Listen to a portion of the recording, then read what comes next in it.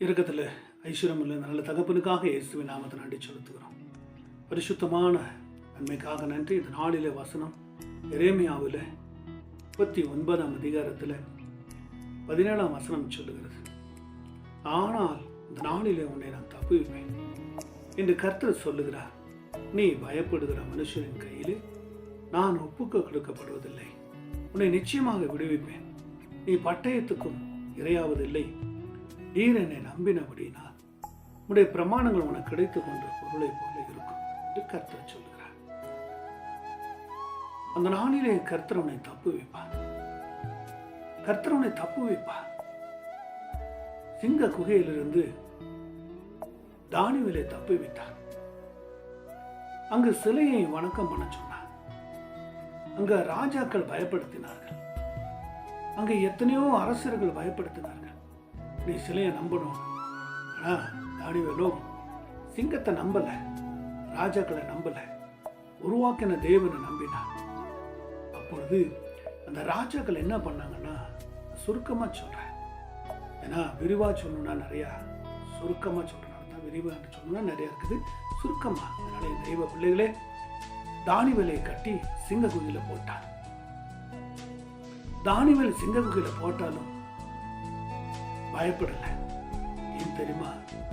அவர் பயப்படுகிற ஆவியை வைக்கல, தைரியமுள்ள ஆவியை வைத்தார், நம்பின ஆவியை வைத்தார், பரிசுத்தமுள்ள ஆவியை வைத்தார். ராஜாக்களுக்கு பயப்படல, அவங்க சொல்லுகிற கட்டளைக்கும் பயப்படல. இன்னைக்கு நம்மளே ஆண்டவர் பார்த்து சொல்லுகிறார், பூமியில ஏராளமான கட்டளைகள் இருக்கும், பூமியில ஏராளமான வார்த்தைகள் இருக்கும், பூமியில ஏராளமான போலிகள் வார்த்தை இருக்கும், உண்மையை நம்பி வைக்கக்கூடிய வார்த்தைகள் இருக்கும். ஆண்டவர் சொல்றார், நீ அதை நம்பாதே. உன்னை படைத்தவர் யார்? நான் உண்டாக்கினவர் யார்? நான் உருவாக்கினவர் யார்? அவர் எப்படிப்பட்டவர்? அவர் எப்பேற்பட்ட ஆண்டவர்? அவருக்குள்ள என்ன இருக்குது? அவர் எதற்காக அந்த பூமிக்கு வந்தார்? என்ன விஷயத்துக்காக வந்தார்? அவர் என்ன விஷயம் உன்னை ஆசீர்வதிக்க விரும்புகிறார் என்ற அந்த நோக்கத்தோடு நீங்கள் அவரை பார்க்கணும், கேட்கணும், நம்பணும், செபிக்கணும். அதான் சொல்ல, அதனால உன்னை தப்பு வைப்பேன். அந்த தானியேலை சிங்க குகையில போட்டாங்க.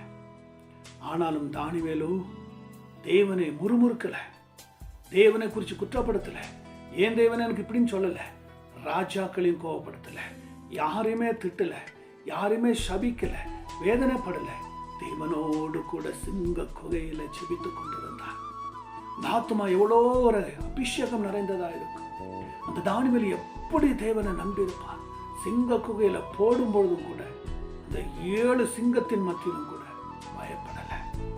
பயப்படல, கர்த்தரை மாத்திரம் நம்பி இருந்தார்.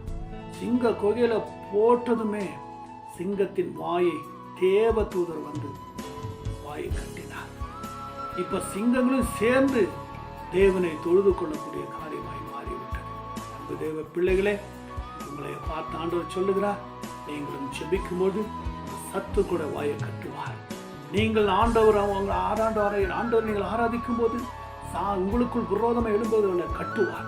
உங்களை சிங்க குகையில போட்டாலும் சரி, பாதாள குகையில போட்டாலும் சரி, வேதனை என்கிற குகையில போட்டாலும் சரி, தரித்திரம் என்ற குகையில போட்டாலும் சரி, உங்களை தள்ளி வைத்த குகையில போட்டாலும் சரி, கவலைப்படாதீங்க.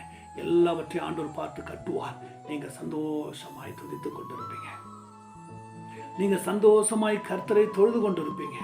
அன்பு தேவ பிள்ளைகளே, கர்த்தர் சொல்லுகிறார், அந்த நாளிலே உன்னை தப்புவிப்பேன் என்று கர்த்தர் சொல்லுகிறார். நீ எதற்கும் பயப்படாத. மனுஷன் கையில உன்னை ஒப்பு கொடுப்பதில்லை, மனுஷனுடைய கையில உன்னை ஒப்பு கொடுப்பதில்லை. உன்னை நிச்சயமாய் விடுவிப்பேன். நீ பட்டயத்துக்கும் இரையாவதில்லை. நீ என்னை நம்பினபடினால் உன் பிராணன் உனக்கு கிடைத்துக் கொள்ளும் பொருளை போல இருக்கும் என்று கர்த்தர் சொல்லுகிறார்.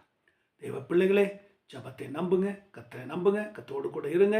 சிங்க குகையிலிருந்து காப்பாற்றின தானியேலை போல உங்களையும் காப்பாற்றுவார். சிங்கத்தின் வாயை கட்டுவார். உலகத்தில் இருக்கிற சத்துருவின் வாயை கட்டுவார். உன்னை பரிசுத்தமாக வைப்பார், தப்பு வைப்பார், விடுவிப்பார், விடுதலை ஆவார். ஜபத்தை நம்புங்க, ஏற்றுக்கொண்டு கர்த்தரை ஆசீர்வதிப்பார்.